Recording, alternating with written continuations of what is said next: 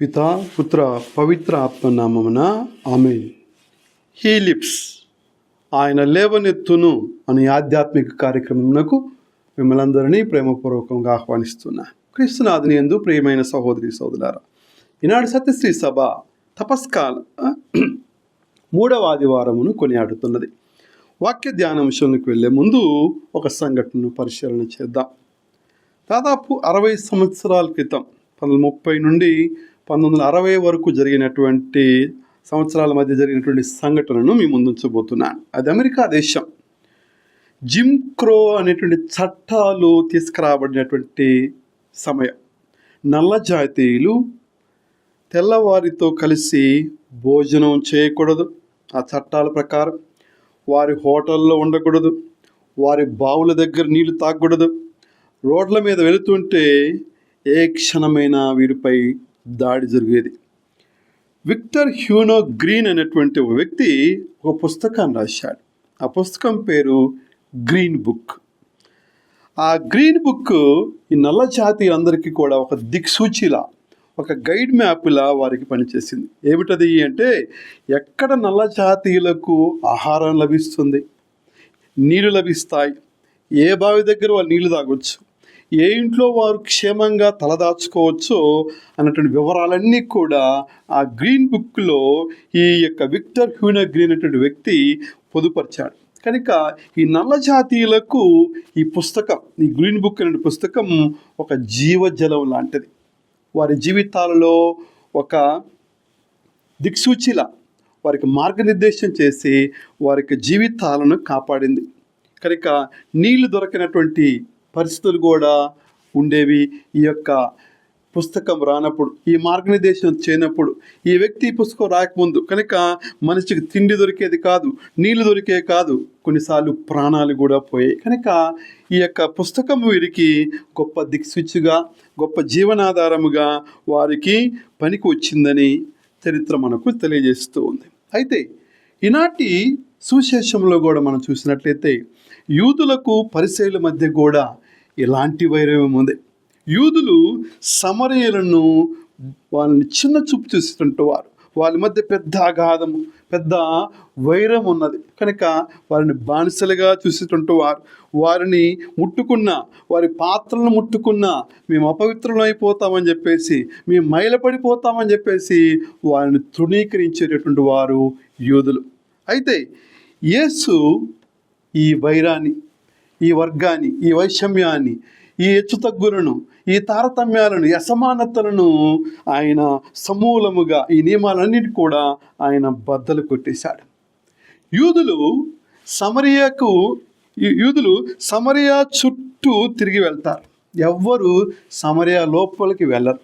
కానీ యేసు ప్రభు మాత్రము ఆయన సమరియలోకి వెళ్ళాడు. ఆయన ఆమెను నీళ్ళు అడిగాడు. ఆ కాలములో ఒక యూదుడు ఒక సమరయ స్త్రీ నీళ్ళడటం అంటే తన పవిత్రతని పణంగా పెట్టటం. అలాంటిది ప్రభువైన యేసుక్రీస్తు ఆయన ప్రేమకు కులం లేదని, మతం లేదని, వైరం లేదని, వర్గం లేదని, వైషమ్యం లేదని, ఆ ప్రేమకు హద్దులు లేవనటువంటి సత్యాన్ని నేర్పిస్తుంది నేటి శుభవార్త. ప్రియమైన సోదరి సోదరులారా, ఎందుకు యేసు ప్రభు సమరయలోకి వెళ్ళాడు? అందరూ సమరియా వెలుపల నుండి వెళ్తారు. సమరియాలోనికి ప్రభు ఎందుకు వెళ్ళాడు? పైపొచ్చు ఈ స్త్రీతో ఆయన ఎందుకు సంభాషించాడు? ప్రభు వద్దకు ఆమె వెళ్ళలేదు, ప్రభువే ఆమె వద్దకు వెళ్ళాడు. ఎందుకనగా మత్తయి శుభవార్త 9వ అధ్యాయము 13వ వచనములో సెలవిస్తుంది, నేను పాపులను పిలవచ్చి తిని కానీ నీతిమంతులను పిలుచుటకు రాలేదని. కనుక ప్రభువే స్వయముగా ఆమెలో జీవజల ఊటలను ప్రవహింపచేయటానికి, ఆమెలో ఉన్నటువంటి పాప దాహాన్ని తొలగించటానికి, జీవపు ఊటలతో, జీవజల నదులతో ప్రవహింపచేయటానికి ఆయనే ఆమె దగ్గరికి వెళ్ళాడు. నాకు దాహం అవుతున్నది, నాకు నీరివ్వుము అని చెప్పేసి పలికి ఉన్నాడు. యెహెజ్కేలు గ్రంథం 33వ అధ్యాయం 11వ వచనం సెలవిస్తుంది, పాపి మరణించుట నాకు సంతోషము కాదు. పాపి తన మనస్సు మార్చుకొని, తన దృక్పథం మార్చుకొని, తన వ్యక్తిత్వాన్ని మార్చుకొని వెనుదిరిగితే నాకు సంతోషం. ఓ ఇశ్రాయేలులారా, మీరు అనవసరముగా చావనేలా అని వాక్యం సెలవిస్తుంది. కనుక ఏ వ్యక్తి నాశనం కావటం, ఏ పాపి చనిపోవటం, మరణించటము ఆయనకి సంతోషము కాదు. వెనుదిరగండి, అనవసరముగా ఎందుకు చావును, మరణాన్ని కొని తెచ్చుకుంటారంటున్నాడు. కనుక ఈమె పాప కూపములో మునిగి తేలుతూ ఉంది. అందుకే ప్రభువే ఆమెను వెతుక్కుంటూ వెళుతున్నాడు. ఆమెలో ఉన్నటువంటి ఆ యొక్క పాప దాహాన్ని తొలగిస్తూ జీవజల ఊటలతో ప్రభు ఆమెను నింపుతూ ఉన్నాడు. కనుక ప్రభువును కలుసుకున్నప్పుడు ఆమె ఒక పాపాత్మురాలు, కానీ ఆయన వద్ద నుండి వెళ్ళినప్పుడు ఆమె ఒక సాక్షిగా, స్వార్థికురాలిగా మారిపోయింది. ప్రభు వద్ద నుంచి వెళ్ళేటప్పుడు ఒక సాక్షిగా వెళ్ళింది, ఒక స్వార్థికురాలిగా వెళ్ళింది. ఆ షికారు పట్టణ మొత్తాన్ని కూడా ఆ ప్రభు వద్దకు తీసుకొని వచ్చింది. రండి, ఆయన నా గురించి అన్ని తెలియజేస్తున్నాడు, మీరు కూడా రండి, వచ్చి చూడండి, వచ్చి చూడండి అని చెప్పేసి ఆ యొక్క పట్టణ గ్రామం మొత్తానికి కూడా ప్రభు వద్దకు తీసుకొని వచ్చింది. ఒక స్వార్థికురాలిగా మారింది. మారిన జీవితం, మారిన మనస్సు, మారిన హృదయం దేవునికి ప్రీతికరంగా, దేవునికి సాక్షిగా, దేవునికి సుమాతృగా జీవిస్తుందని చెప్పటానికి ఈమె యొక్క జీవితమే నిదర్శనం. కనుక ప్రభు పరిశుద్ధుడైన దేవుడు పాపాత్ములతో సాంగత్యము చేయడు. పరిశుద్ధుడు ఎప్పుడు కూడా పాపాత్ములతో సాంగత్యము చేయడు. కానీ ప్రభువైన యేసుక్రీస్తు మాత్రము పాపుల వద్దకే వచ్చాను, ఇందు నిమిత్తమే వచ్చాను, వీరి కోసమే వచ్చాను, నేను అనారోగ్యుల కోసం వచ్చాను, రోగుల కోసమే వచ్చాను, ఆరోగ్యవంతుల కోసం రాలేదని ప్రభు స్పష్టపరుచున్నాడు. కనుక ఈ మార్పు చెందినటువంటి ఈ యొక్క వ్యక్తి సమరియా గ్రామం మొత్తాన్ని కూడా ప్రభు వద్దకు తీసుకుని వచ్చింది. వచ్చి చూడండి, వచ్చి చూడండి, వచ్చి చూడండి, ఆయన వినండి, ఆయన ఆలకించండి అని చెప్పేసి అందరినీ తీసుకుని వచ్చింది. భయపడిన వ్యక్తి, సిగ్గుతో ఉన్నటువంటి వ్యక్తి, కృంగిపోతున్నటువంటి వ్యక్తి, నలుగురు మధ్యకు రాలేనటువంటి వ్యక్తి ధైర్యముతో ప్రభు వద్దకు, ఆ జీవజల ఊటల వద్దకు తీసుకుని వచ్చింది. కీర్తన 34:8 సెలవిస్తుంది, పరిశీలించు చూడండి, పరిశీలించి చూడండి, ప్రభు ఎంత మంచివాడో, ఆయన శరణు వేడువారు, ఆయన విధేయించువారు, ఆయన చెంతకొచ్చువారు ధన్యులు అని వాక్యము సెలవిస్తుంది. కనుక శారీరక దప్పికను ఈ లోకంలో మనం తీర్చుకోవటానికి అనేక పానీయాలు ఉన్నాయి. కూల్ డ్రింక్స్ కావచ్చు, ఇంకా అనేకమైనటువంటివి ఉన్నాయి. కొద్దిమందికి మత్తు పదార్థాలు, మత్తు పానీయాలు సంవత్సరాల తరబడి, జీవితాంతము కూడా, మరణించేంత వరకు కూడా ఈ పానీయాలే వారికి తృప్తినిస్తాయి. కనుక భూలోక సంబంధికులకు ఇట్టి పానీయాల ద్వారా తృప్తి దొరకదు. శరీరానుసారం జీవించువారు శరీరం ఏమి కోరునో వాటికి తమ మనసును అర్పిస్తారు. కానీ ఆత్మానుసారంగా జీవించువారు ఆత్మ ఏమి కోరునో వాటికే తమ మనసును అర్పిస్తారు. కనుక ఆత్మీయ దప్పికలటువంటి జీవితాలు ఉన్నతం వైపు తిప్పుతారు, ఆత్మీయ దాహముతో ఉంటారు. కానీ శారీరక సంబంధమైనటువంటి దాహముతో వారు తృప్తి లేని జీవితాలతో ఉంటారు, తృప్తి లేని కోరికలతో ఉంటారు. ఈ స్త్రీ 5 భర్తలను కట్టుకున్నది కనుక తృప్తి లేనటువంటి జీవితం, దాహముతో ఉన్నది. శారీరక మోహ మద మత్సర్యాలన్నటువంటి దాహముతో ఈమె పరిగెడుతూ ఉంది. ఇర్మియా గ్రంథం 2వ అధ్యాయము 13 మనం పరిశీలించినట్టయితే, నా జనులు 2 రకాలైన పాపాలు చేసి ఉన్నారు, జీవజలముల ఊట అయిన నన్ను విడిచిపెట్టి ఉన్నారు, నీళ్లు నిలవని చిల్లుల తొట్లను వారు త్రవ్వుకొని ఉన్నారు అని వాక్యం సెలవిస్తుంది. 2 రకాలైనటువంటి పాపములతో జీవిస్తున్నారు. జీవ ఊట, జీవనిధి, జీవజల ప్రవాహములు, నన్ను విశ్వసించువాని అంతరంగము నుండి నేను జీవజల ఊటలను ప్రవహింపజేస్తానని ప్రభు సెలవిస్తున్నాడు. అటువంటి జీవనిధి అయినటువంటి జీవ ఊట నన్ను విడిచిపెడుతున్నారు, మర్చిపోతున్నారు, పారిపోతున్నారు. ఆ జీవజల ఊటల దగ్గరకు రావట్లేదు, ఆ చెమ్మ దగ్గర రావట్లేదు. కనుక ఇంకా నీళ్లు నిలవని చిల్లుల తొట్లను తవ్వుకుంటున్నారు. దాంట్లో ఆ తొట్లలో ఆ చిల్లు తొట్లు కలిగి దేవుని యొక్క జీవజలాలను, దేవుని యొక్క దేవుని యొక్క వరప్రసాదాలు, అనుగ్రహాలు, కుమ్మరింపును కావాలని అడుగుతున్నారు. కానీ ఆ జీవజలాలు నిలవటలేదు. కనుక ద్విస్వభావంతో, రెండు రకాల దృక్పథాలు, రెండు రకాల మనస్తత్వాలు, రెండు రకాల ఆలోచనలతో ఉన్నటువంటి జీవితాలు చిల్లులు పడినటువంటి తొట్లు లాంటి వారు. కనుక వారు పిలుస్తారు, అవి నిలవవు. వారు ఆహ్వానిస్తారు, కానీ అవి అందులో నిలబడలేవు. కనుక చిల్లుబడిన తొట్ల లాంటి ఆ జీవితాలు. ప్రియమైన సహోదరి సోదరా, ఆంతరంగికమైనటువంటి దాహం దేవుని కోసం వెతుకులాడుతుంది, దేవుని కోసం అన్వేషిస్తుంది. ఆంతరంగికమైనటువంటి దాహం లేనప్పుడు బాహ్యమైనటువంటి వాటిని వెతుకుతుంది, వాటి కోసం వెంపర్లాడుతుంది, వాటి కోసము తహతహలాడుతుంది. కనుక కీర్తన 42:1 సెలవిస్తుంది, దేవా, సెలయేటి నీటి కొరకు దప్పిక గొనిన దుప్పి వలె నా హృదయము నీ కొరకు తపించి ఉన్నది. ప్రియమైన సోదరి సోదరులారా, ప్రతి మనిషి హృదయంలో ఒక ఖాళీ ఉంటుంది. కానీ ఆ ఖాళీని కనుక నీవు దేవునితో, దేవుని సాన్నిధ్యముతో, దేవుని యొక్క జీవజల ఓటలతో నీవు నింపుకోకపోతే అపవాది నీతో ఉంటుంది.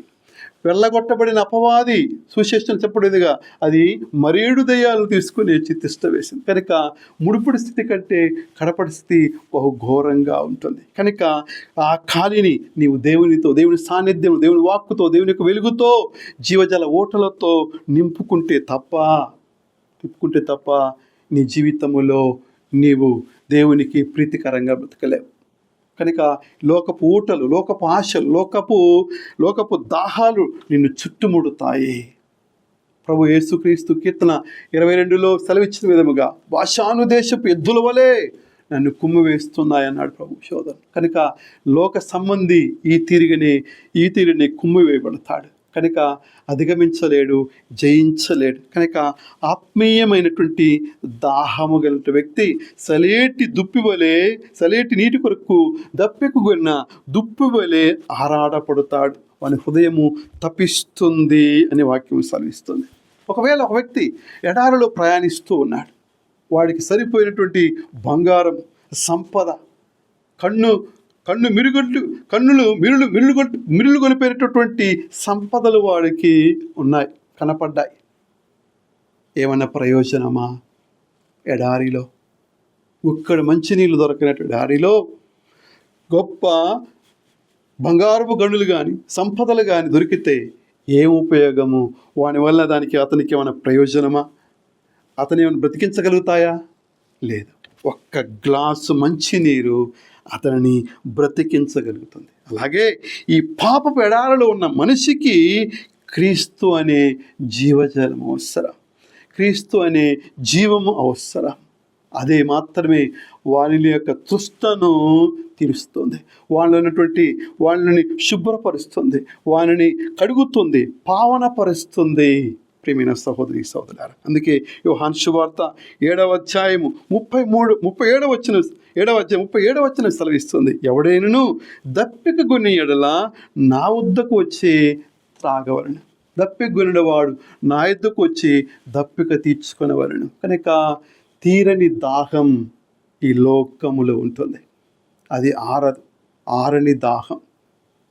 డబ్బు పైన కావచ్చు, శారీరక అమోహాలపైన కావచ్చు, మానసిక ఆనందాలే కావచ్చు, అది తీరనటువంటిది. కనుక నిజమైనటువంటి తృప్తినిచ్చేది క్రీస్తు చెంతనే, ఆ ప్రభు చెంతనే. ఆ ప్రభుని చవిచూచినప్పుడే, ఆ జీవజల ఊటలు తాగినప్పుడే నీకు సంపూర్ణమైనటువంటి తృష్ణ, ఆనందము, సంతోషము, సంతృప్తి కలుగుతుంది. కనుక ఎవడైనా దప్పిక కొని ఎడలా ఆ దప్పికను నా యొద్దకు వచ్చి తెచ్చుకో అంటుంది. దానికి డబ్బీని అవసరం లేదు, వెలనేమని అవసరం లేదు. నేను ఉచితముగా ఇస్తానంటున్నాడు, ఉచితముగా ధారపోస్తానంటున్నాడు. యోహాను సువార్త 10వ అధ్యాయం 10వ వచనంలో సెలవిస్తుంది, నేను జీవమునిచ్చుటకును దాన్ని సమృద్ధిగా ఆచుటకు వచ్చి ఉన్నా, పూర్తిగా ఇవ్వటానికి వచ్చి ఉన్నా, ఆ చివరి రక్తబొట్టును ధారపోయటానికి వచ్చి ఉన్నా, సమృద్ధిగా ఇవ్వటానికి వచ్చిన. కనుక ఉచితముగా ధారపోయటానికి వచ్చాను, సమృద్ధిగా ధారపోయటానికి వచ్చానని ప్రభువే స్పష్టపరుస్తున్నాడు. యెషయా గ్రంథము 55వ అధ్యాయము 1వ వచనములో, దప్పిక కొన్న వారెల్లరూ నీటి చెంతకు రండు, ధనము లేని వారును వచ్చి ధాన్యము కొని ఆరగించండి.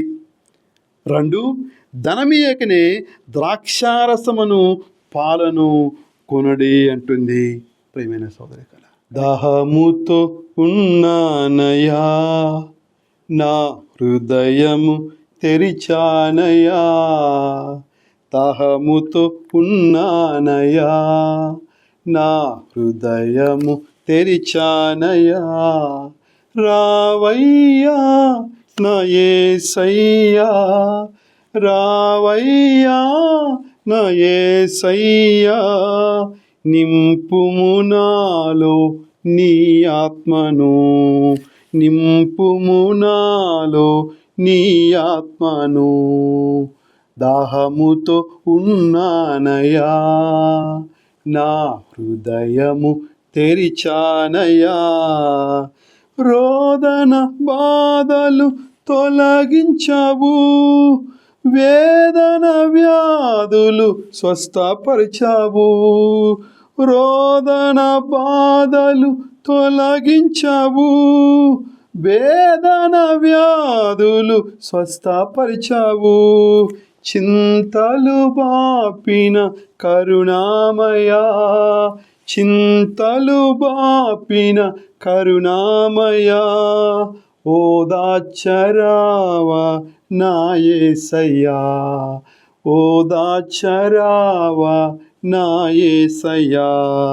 దాహముతో ఉన్నానయా, నా హృదయము తెరిచానయా. రావయ్యా నా యేసయ్యా, రావయ్యా నా యేసయ్యా. నింపుము నాలో నీ ఆత్మను, నింపుము నాలో నీ ఆత్మను. కనుక యేసు ప్రభుని, ఆయన యొక్క జీవాన్ని, ఆయన యొక్క రక్షణను డబ్బుతో కొనుక్కునేది కాదు, అమ్ముకునేది కాదు. ఆయన మనందరి కోసం తన ప్రేమను ధారపోశాడు. ఆ ప్రేమకు అందరూ పాత్రుడే, ఆ కృపకు అందరూ పాత్రుడే. జాతి మత కుల భేదము లేకుండా ఆయన లోకమును ప్రేమించాడు. కనుక ఆ లోకములో ఉన్నటువంటి ఏ వ్యక్తులని, ఏ జాతి, ఏ వర్గమైనా ఆయన ప్రేమకు పాత్రులే. ఆ ప్రేమ కోసం తప్పించేటువంటి వారు, ఆ జీవజల ఊటల తృష్ణ కొరకు తప్పించేటటువంటి జీవితాలకు ఆయన సమృద్ధిగా ఇవ్వటానికి సిద్ధముగా ఉన్నాడు, ఉచితముగా ఇవ్వటానికి సిద్ధముగా ఉన్నాడు. ఆయన రెక్కల్లో ఆరోగ్యం, ఆయన చూపులో కనికరం, దయ, స్పర్శ ఉంది. కనుక ఆయన ఉచితముగా నీకు దయచేతను. కనుక ఎందుకు నువ్వు ఈ యొక్క డబ్బిచ్చి కొనుక్కొని ఈ లోకములో శ్రమలను, కష్టాలను తెచ్చుకుంటున్నా? ఎందుకు విపత్తులను తెచ్చుకుంటున్నా? డబ్బియకయే, ధనమేయకయే సమృద్ధి గల జీవాన్ని ఇస్తానంటున్నాడు, ప్రేమనిస్తానంటున్నాడు, కృపనిస్తానంటున్నాడు, రక్షణను ప్రసాదిస్తానంటున్నాడు. అదేవిధముగా ఈ నీరు, ఈ జీవజల ఊటలు మనకు దప్పికనే కాకుండా శుద్ధిని కూడా చేస్తుందంటున్నాడు. మన పాపశాపం నుండి, మన శారీరక మానసిక రుగ్మతల నుండి ఇది శుద్ధి చేస్తుంది, పుటం వేస్తుంది. కనుక ఈ యొక్క జీవజల ఊటలు మనకు దప్పికే కాదు, ఇది మనల్ని శుద్ధిని చేస్తుంది. మురికి కూపము లాంటి మన హృదయాలను, మన ఆలోచన, మన తలంపులను, మన వ్యక్తిత్వాలను, మన యొక్క స్థితిగతులన్నిటినీ కూడా అది శుద్ధి చేస్తుందని, మనల్ని కల్మషం నుండి కడిగి వేస్తుందని ప్రభు సెలవిస్తున్నాడు. హెజ్కేలు గ్రంథం 36:25 వాక్యం సెలవిస్తుంది. నేను మీపై శుభ్రమైన జలములను చల్లి మీ విగ్రహముల నుండి, మీ మాలిన్యము నుండి శుద్ధి చేయదును. కనుక ఈ యొక్క జీవజలాలు కేవలము దాహాన్ని తీర్చడమే కాదు, శుద్ధిని చేస్తాయి, పరిశుద్ధపరుస్తాయి. ప్రతి మాలిన్యమును, మచ్చ, మరక, ముడత నుండి నేను శుద్ధి చేసి పవిత్రునిగా చేస్తుంది. కనుక మీ విగ్రహములను, అనగా నీవు అమితముగా ప్రేమించే వ్యక్తులు కావచ్చు, శక్తులు కావచ్చు, వస్తువులు కావచ్చు, ప్రదేశాలు కావచ్చు, మనస్తత్వాలు కావచ్చు, వాటన్నిటి నుండి, ఆ మాలిన్యాల నుండి కూడా నేను మిమ్మల్ని శుద్ధి చేస్తాను, పవిత్రపరుస్తానని వాక్యం మనకు సెలవిస్తుంది. కనుక ప్రభువు వైపుకు, ప్రభువుని విశ్వసించినటువంటి, ప్రభువుని ముందు తన యొక్క పాపములు ఒప్పుకున్నటువంటి స్త్రీ ఊరు మొత్తానికి కూడా ప్రభు వద్దకు తీసుకొచ్చింది. తనలో ప్రవహించిన జీవజల ఊటలను అక్కడే ఆపలేదు. అది పెళ్ళుబికిపోతూ ఉన్నాయి. ఆపనలవి కావట్లేదు. ఆ సంతోషం, ఆ రక్షణ ఆనందం, ఆ గొప్ప వెలుగు, ఆ గొప్ప తేజస్సు, ఆ పరిపూర్ణమైన ఆనందం అది పెళ్ళుబుకుతూ ఉంది. అందుకనే తనలోనే మింబిడ్చుకోలేదు, ఇంట్లోనే పోయి కూర్చోలేదు. వెళ్ళి రండి అని ఆ జీవజల ఊటల వద్దకు అందరినీ తీసుకుని వచ్చింది. ఒక సాక్షిగా మారింది, ఒక స్వార్థికురాలిగా మారింది. జీవజల ఊటలు నీలో ప్రవహిస్తే నువ్వు స్తబ్దుగా కూర్చోవు. దేవుని కోసం పరిగెత్తుతావు, ఆరాటముతో పనిచేస్తావు. దుప్పివలే నువ్వు రంకెలు వేస్తూ నువ్వు పరిగెత్తుకుంటూ ప్రభు కొరకు తపిస్తావు. ప్రతి సమయాన్ని వెచ్చిస్తావు. ప్రభు కొరకు ఆకలికొని ఉంటావు, ప్రభు కొరకు దప్పికొని ఉంటావు. ప్రభుని ప్రకటించటానికి, ప్రభుని అందించటానికి, ప్రభుకు మాదిరిగా జీవించటానికి శతవిధాలా నువ్వు ప్రయత్నిస్తావు. కనుక ఈనాటి సువిశేషంలో చెప్పబడిన ఈ సమరయ స్త్రీ జీవజల ఊటల చేత నింపబడింది. జీవజల నదుల చేత ప్రవహింపబడి మచ్చలేని, మరకలేని, ముడతలేనటువంటి దివ్యమైనటువంటి స్వభావాన్ని పొందుకొని ఆ జీవజల ప్రవాహాలను నాకే కాదు, నాతోనే కాదు, ఈ ఊరు మొత్తం, ఈ గ్రామం మొత్తానికి కూడా ప్రవహించబడాలి, వారు కూడా రక్షింపబడాలని అందరినీ ఆ బావి వద్దకు, క్రీస్తుని జీవజల నిధి వైపుకు, జీవజల ఊట వద్దకు తీసుకొని వచ్చింది. కనుక ప్రభు ఎంత మంచివాడో చవిచూచి తెలుసుకో. ఆ జీవజల ఊటలను స్పృశించి తాకి అనుభవించి చూడు. అవి నిన్ను ఉప్పొంగేలా చేస్తాయి, పెళ్ళుబికేలా చేస్తాయి. ప్రభు కొరకు దప్పికతో ఆరాటపడేలా చేస్తాయి. ప్రభు మహిమ కొరకు, ప్రభు సాక్షిగా జీవించే నిమిత్తము నిన్ను చైతన్యపరుస్తాయి. చేతులు జోడించుదా, కళ్ళు మూసుకుందా, ప్రార్థనలు ఏకీభవించండి. మహాపరిశుద్ధుడా, అత్యున్నత సింహాసనంపై ఆసీనుడున్న మా ప్రియ పరలోక తండ్రి, నీ పరిశుద్ధ నామానికి వేలాది స్తుతి స్తోత్రములు నమస్కారములు చెల్లించుచున్నా. లోకపు ఆశలని ఎండమావులు వెంట పరిగెత్తి అలసిపోయి దప్పికగొన్న ఆత్మలతో నీ ముందుకు వస్తున్నా. నిత్య జీవమునకై ఊరడి జీవజలపు ఊటను మా హృదయాలలో ప్రవహింపచేయమని మేము వేడుకుంటున్నాం. తండ్రి, లోకమిచ్చే తృప్తి తాత్కాలికమే అని మేము ఎరుగుదుము. మాకున్న ధనము, పదవి, మనుషుల స్నేహము మా అంతరంగిక దాహాన్ని తీర్చలేవని గ్రహించి జీవజలముల ఊటవైనా నీ దగ్గరికి వస్తున్నా. ప్రభు, మా హృదయాలలో ఉన్న ప్రతి అపవిత్రతను నీ రక్తముతో కడిగి మమ్మల్ని నీ పరిశుద్ధాత్మతో నింపండి. సమరయ స్త్రీ జీవితాన్ని మార్చినట్లు మా జీవితాలను కూడా నూతనపరచండి. మీరిచ్చే ఆత్మీయ తృప్తి నిరంతర ఉబికే ఊటవలే ఉండినట్లు కృప చూపండి. మా ప్రభు అయిన క్రీస్తు ద్వారా ఈ మనవి చేయుచున్నాము. ప్రభు మీతో నుండుగాక, మీ ఆత్మతో నుండుగాక.